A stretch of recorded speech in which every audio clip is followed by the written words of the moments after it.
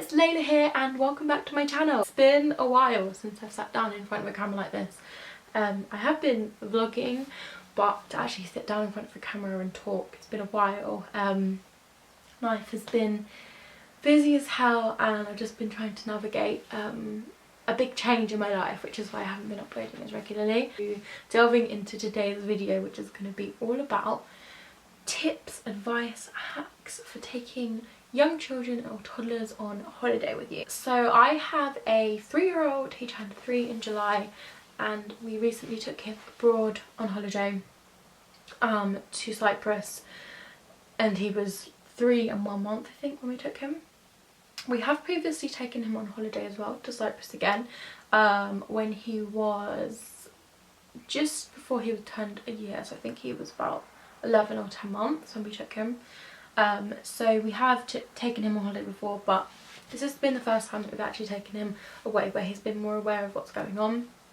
Obviously because of the pandemic we weren't able to go abroad sooner. We did to go away this year for my best friend's wedding, so that's why we chose to go away. I've got a few tips and tricks and hacks and things to advise if you are planning on taking your toddler or young child abroad for the first time. I think it can be quite a daunting experience if you've never done it before, so hopefully some of these tips will be really helpful for you. Some of the things that I learned, some of the things I wish I had done, some of the things I wish I hadn't done, and yeah, just as many tips that I can think of. So if you're interested in that, then just keep watching. So let's start with the journey and getting there. I'm going to quickly insert a clip now of what I took for Luke's travel bag, and I'm then going to talk through what we used, what we didn't use, if there was anything that I would have done differently with that. So this is Luke's flight bag that we're going to be taking with us, plus his trunkie as well, and being a little bit cheeky and trying to take both, but I think we might get away with it because he's going to have this on his back. This is just his everyday bag. Can't remember where we got it from now, but he's had it for a while and he uses it like just in general to take his stuff, so I thought it would just be a good little handy bag to take with him on the aeroplane. And this is the contents of the bag. So to start with, over here we have got him a few new toys just to keep him occupied. I think it's always good to get like a new toy when you're going away for the aeroplane, just because it's something new for them to play with that they haven't seen before. So I like to get him new toys. He's really into dinosaurs at the moment, so we got him this little pack of Dino World toys. A lot of this stuff is just from Poundland or Home Bargains, so really cheap, really easy to get hold of, and I think this was from Poundland. And then up here we've got some pens. These were from Poundland. I like these because they're right on wash off, so I don't have to worry about him getting them on clothes or like aeroplane seats or stuff, because obviously they can just be washed off and they won't stain. So there's a pack of, I don't know how many there, but certainly enough to keep him busy. And then this is just a colouring book that he had in his colouring drawer, his craft drawer. It's not been touched, which is why I thought I would bring it. I thought he could maybe use this book to either colour in or use his stickers on. This is also something new that we got him. I think this was from Poundland as well, but I think it might have been slightly more than £1. I can't quite remember now, but it's an activity pack from Crayola, and it's just a Velcro sort of folder with lots of stickers, colouring books, that kind of thing. So I thought that that would be quite good to keep him occupied, and I also liked that it obviously comes in this handy little folder, so I don't have to worry about taking like 20 different colouring books for him, because it's all here in this folder. And then coming over to the side, so I bought this inflatable pillow from Poundland as well, just because when we're coming home, and even when we're going, I think there are actually night flights, so if there's a chance of him going to sleep, which hopefully I hope there is a chance of him going to sleep, obviously it's nicer to have a pillow as well. I'm also going to pack his pillowcase, just because it will remind him of home and hopefully allow him to sleep a bit better if he can. And then on that same realm, I've got his pajamas packed in here as well, just for easy access, so that he knows that when he changes into his pajamas, obviously that's time to go to sleep now, so hopefully to get him into that idea that we're going to be sleeping. And then For drinks, I am bringing an empty water bottle, so one of his water bottles, and the squirty squash, this is just like squash, concentrated squash that you just squeeze into water, so basically just squash a few drops and it makes the drink. I know that I think Robinsons do their own version, but this one is just from Aldi. It was super cheap and hopefully does the same job. Also no added sugar, so healthy. And then another new toy, I got this blind bag from Poundland as well. He's really into his cars at the moment, so I thought a new sort of toy that's car related will definitely be a winner for him. And then a pair of sunglasses. These are new as well. I don't actually know if he's going to wear these, but they're also from Poundland, I think. Just these Mickey Mouse glasses. To be honest with you, they probably don't need to be in his hand luggage, because by the time we get there it's going to be night time. But anyway, maybe it's a toy he can play with. In terms of the food, this is what we're keeping the food in for his snacks. There's just a clear plastic bag here. So I've tried to go for a mix of food. I've tried to throw in some like healthy bits like this, but also obviously we've got some chocolate and stuff there just to keep him occupied throughout the plane journey. Because it is a night flight, I don't really know how much he's going to be eating. I don't know if we're going to be able to get any sort of proper food, so I just thought to stack up on the snacks, just so that we can avoid any possible hunger strikes. But anyway, so we've got some fruity raisins and sultans in there. He does like his raisins. We've got some mini rings. We've got a squares bar. Though this seems like it's melting a bit. This is a Ella's Kitchen squashed fruit and oat bar. The Kiddylicious strawberry fruit wiggles, a winder, an almond bar, some Lotus biscuits. I think this is like a penguin, Aldi's version of a penguin, and then lollipops for takeoff. Because obviously where he's still young, I don't want to give him like a sweet that he could potentially choke on. So I thought a lollipop was probably quite safe because he could suck that and we don't have like any risk that he might end up choking on it, because that has happened before and honestly it's the scariest thing ever. So I wanted to definitely avoid that on the plane journey. So yeah, we've got a mix of things here, but hopefully enough to keep him going. And then lastly, just a couple more toys. I might pack a few more cars for him, just because he, as I said, he really loves his cars at the moment. He's very much into imaginary play, which is why I packed these little figures here. They're already toys that he has, so it's not going to be any new toys for him, but it just gives us something extra to do if he starts getting bored. Pack of tissues as well, and then this, which is a really clever thing. I'm going to show you a cutaway clip of how it works, but it's basically a footstool that makes it able to turn into a bed on the flight.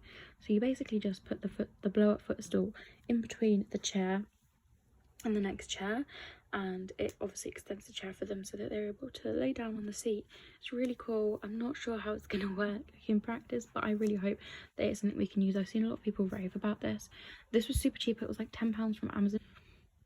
And then we're also going to be packing his tablet as well, of course, but because the bag's quite small, it's probably going to have to go in my bag because it won't fit in this one. And that's everything. So as you can see, it was fairly fully packed. I had initially thought that he would be carrying that backpack on his back for most of the journey, which frees up space for me and my partner to like take suitcases and other hand luggage and stuff like that.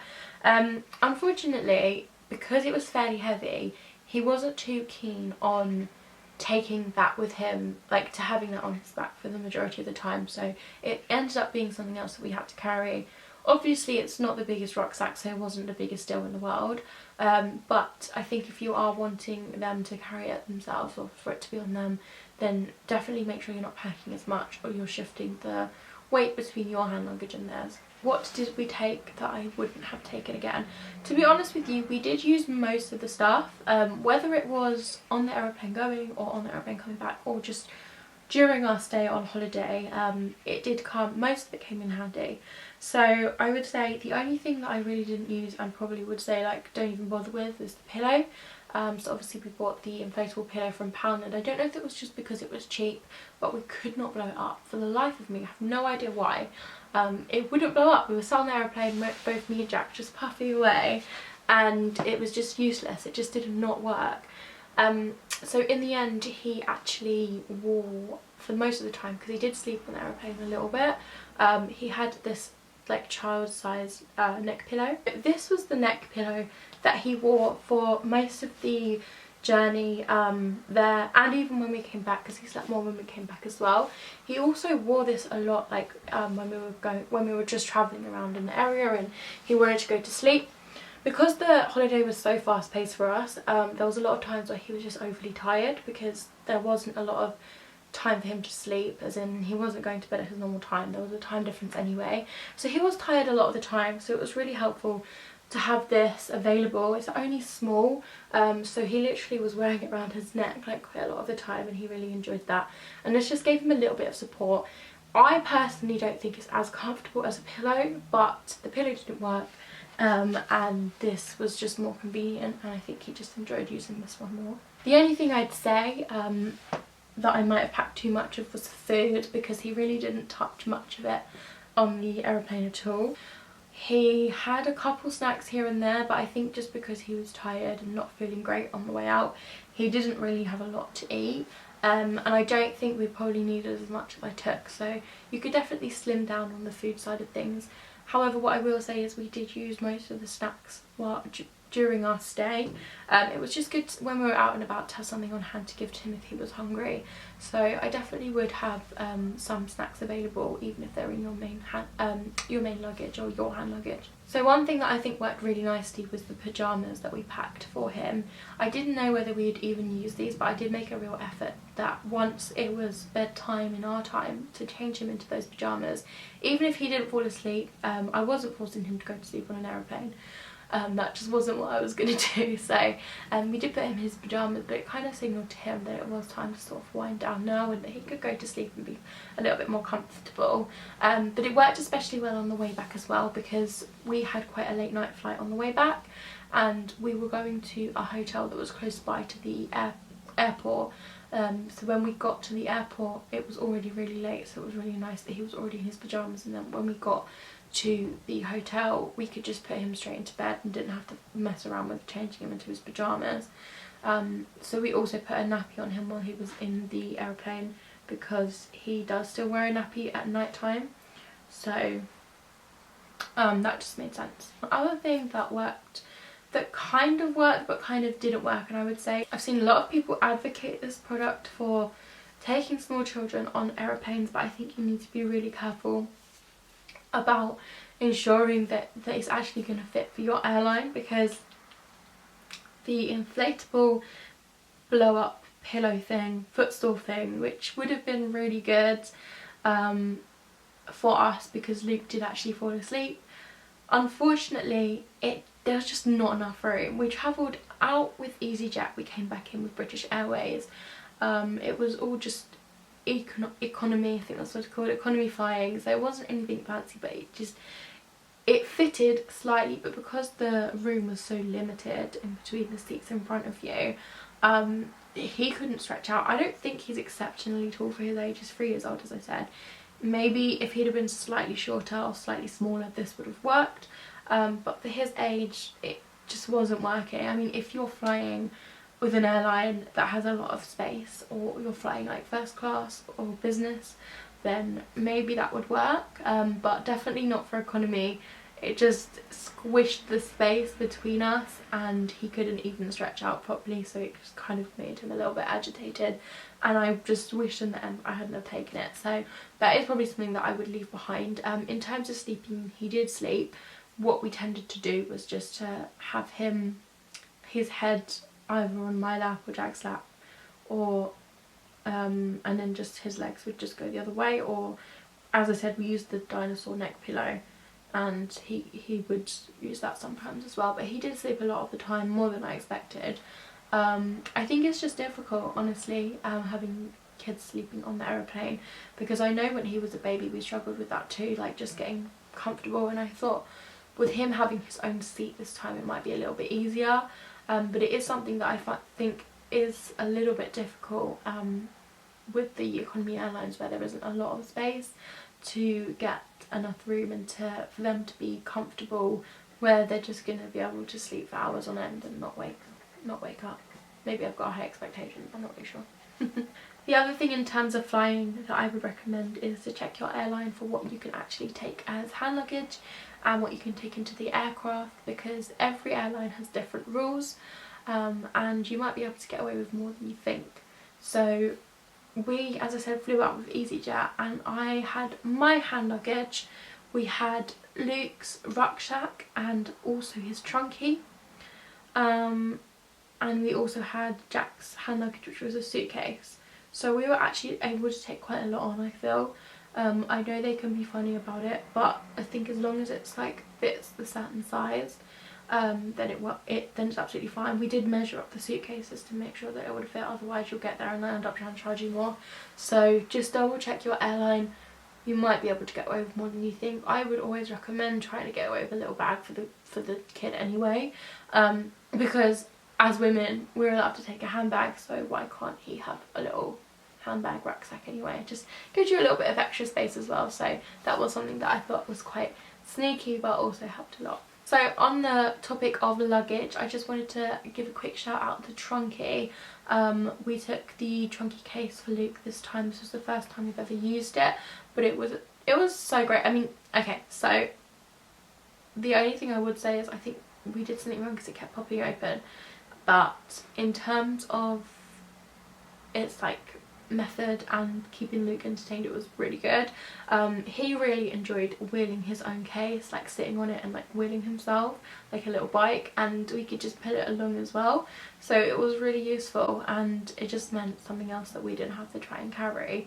So definitely recommend giving Trunky a go. There's quite a lot of space in the case as well, and I think it gives the kids like a little bit of ownership over their own luggage, which I think is a really good thing for them to get into the habit of. So definitely big thumbs up for Trunky. Now getting on to when we arrived in Cyprus and just like holiday tips and tricks. So one of my next tips would definitely be not to overpack. I definitely really tried not to do it this time, but I did. I took way too many toys for him. I thought, you know, I don't want him getting bored, like obviously with the wedding and stuff. I didn't know how much time I would be around. So I think I overcompensated with the toys, but really he didn't use hardly any of them, and I pretty much packed like half the suitcase worth of toys. So I would definitely say, look, I don't know, obviously every kid is different. Luke likes to watch TV a lot. He didn't watch that much TV, but having the TV there, having his tablet there are the main things that he probably used. But we did spend a lot of time outside at the beach just doing lots of different activities and things, and I think you don't realise how much stuff you actually do when you're in a new country, in a new place. A lot of that day is going to be taken up doing touristy bits and, you know, even just going in the swimming pool and stuff, so you definitely don't need as many toys as you think you do. There is always entertainment, and they're always going to be excited by being in a new country anyway, which should entertain them more. Bring medicine. Luke seems, and I don't know why, to always get ill when we go on holiday. Is every child like this, or is it just mine? We did bring medicine, but I had to go out and buy more, so I would definitely say make sure you're stocked up. We were lucky that we were in an area where they had like a pharmacy, and also my friend who speaks Turkish was able to help us if we needed help with getting the right medicine. But if we had been on our own in a different place where they didn't have anything like that, I think I would have been a lot more stressed out about the situation. So I would definitely stock up on every kind of medicine that you might need, because they love to get sick when we don't want them to. For the beach, I would definitely recommend taking a few beach toys if you can. They don't have to be massive, but just a few little bits to keep them occupied. You can always buy a bucket and spade. We did buy a bucket and spade when we were there, but it's nice to have a few extra bits as well, and you don't want to be spending all your money paying for beach toys for them. So it's just something nice to keep them entertained while they're still young and they're not really interested in sunbathing. My next tip is probably quite an obvious one, but I'm going to say it anyway.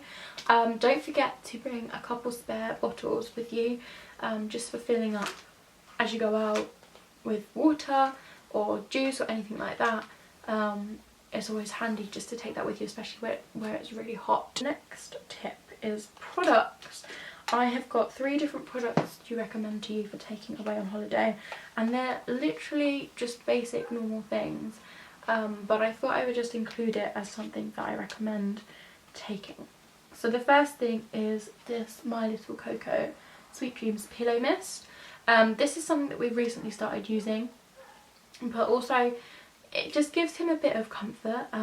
I started putting it on his pillow before he goes to bed as an extra comfort for him, but also if you're taking that away on holiday as well, then they're going to feel even more secure and safe, and it will remind them of home. So anything that you can do to remind them of home, even if it's just to take their normal pillowcase or just to take a teddy that they use a lot, anything to give them that extra comfort, especially when they're fairly young.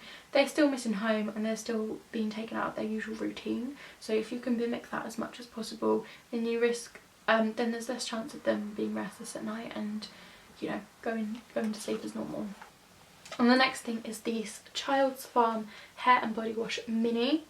So I would definitely recommend taking a miniature of their normal hair or body wash, just because obviously the hotel that you're staying in might have products, but they're most likely going to be for adults. There's just going to be normal hair conditioner shampoo, which obviously is fine. Like, if you're happy for that.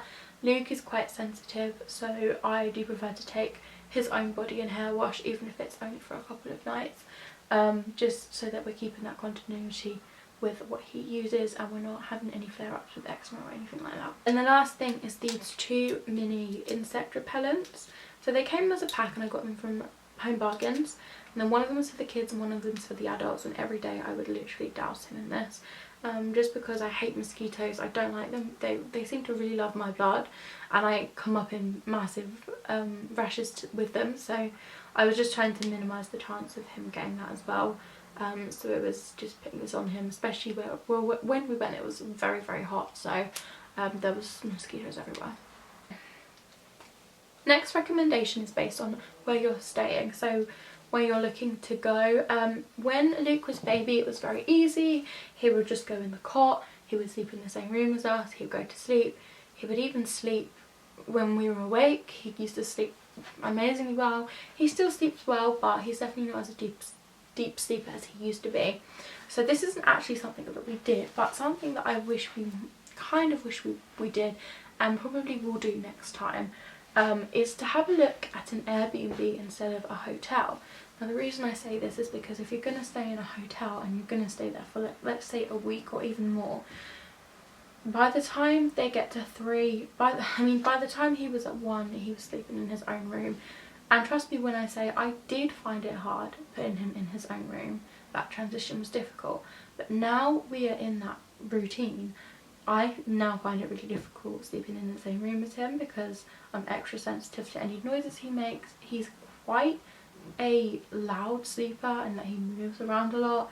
He makes a lot of noises and it basically just disrupts my sleep a lot. So it isn't ideal to be sharing a room with him. So obviously if you are going to stay in a hotel, then most likely you're going to be sharing a room with them. Obviously if you've got tons of money and you can afford a separate room, fantastic. But if you get an Airbnb, you can pretty much pay the same price as what you pay for a hotel, but you can have an apartment or a house instead of a room, and then hopefully within that apartment there's more than one room and you can switch over. You can still get some really nice Airbnbs, some that are really top quality, and some that even are in a complex that have like swimming pools, restaurants of their own and things like that. Definitely do your research into where you're staying. Make sure you get somewhere that's going to be suitable, especially if you're staying for a prolonged time. And then my last little bit of advice is just regarding COVID travel. I don't know how much things will have changed by the time you're watching this video, but at the current time we still have COVID rules in place, so travelling with COVID, things are slightly different. I just wanted to mention that when they say you need to be vaccinated, it doesn't include children. This may be blatantly obvious, but to me when I heard that I was like, oh my god, like how are we going to go, I can't get Luke vaccinated kind of thing. Kids do not need to be vaccinated and they have an exemption from it. They don't even question it. They don't need to wear masks either. I know there has been a few things on social media where they've been telling young kids to wear masks. We didn't have any problem with it. I can't understand how you can ask a young child to wear a mask personally, but yeah, we had no issues. I mean, even some of the adults weren't wearing masks, so you know. The other thing is, although they don't need vaccinations, they do still need flight passes if that's what the country you're going to is requesting. So just make sure you've done all your research into exactly what you'll need, but be aware that most of the things that you need, the children won't need. but flight passes is something that you will need. That's all my tips for today. I hope you've enjoyed this video and it has been helpful for you. I hope that you are going to enjoy your lovely family holiday and that you have a wonderful time. Stay safe, and I will see you in my next video.